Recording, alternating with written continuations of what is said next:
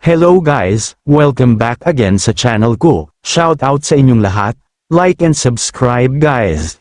Kung bago ka lang sa channel ko, gusto ko lang talagang linawin ang ilang mga bagay dahil parang ang daming haka-haka at maling interpretasyon na lumalabas. Una sa lahat, aminado naman si Medeth, oo, natulog siya sa hotel ni Papa Tanten noong kasagsagan ng kanilang mga projects. Hindi niya ito ikinaela at wala rin naman siyang itinatago. Sa totoo lang, noong mga panahong yun, sunod-sunod ang trabaho nila, collabs, shoots, events, at content creation, kaya mas naging praktikal na doon muna tumuloy.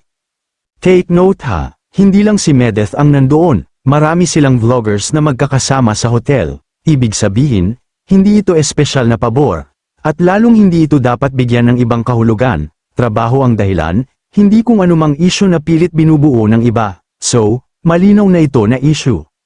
Habang naka-live si Medeth, may isang basher na biglang pumasok at nag-comment ng, "Humihingi ka naman ng pera." Hindi ito pinalampas ni Medeth, agad niya itong pinabulaanan, malinaw at direkta niyang sinabi na hindi siya nanghihingi ng pera. Dagdag pa niya, parang bago lang daw ang basher, kaya hindi nito alam ang buong background at kung paano siya magsimula at magtrabaho sa industriya. Ayon sa kanya, may trabaho naman siya, may business, at madiskarte si Medeth.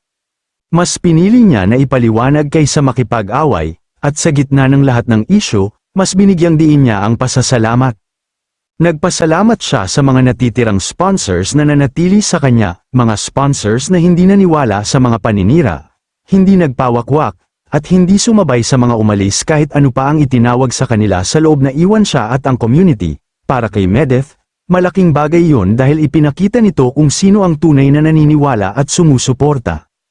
Kasabay nito, naging grateful din siya sa mga sponsors na umalis. Wala siyang masamang salita laban sa kanila. Sa halip, sinabi niya na ang mga alaala, proyekto, at tulong na pinagsamahan nila ay iingatan niya at dadalhin sa puso niya. Lahat daw ng tulong na ibinigay sa kanya, malaki man o maliit, ay mahalaga at hindi niya makakalimutan.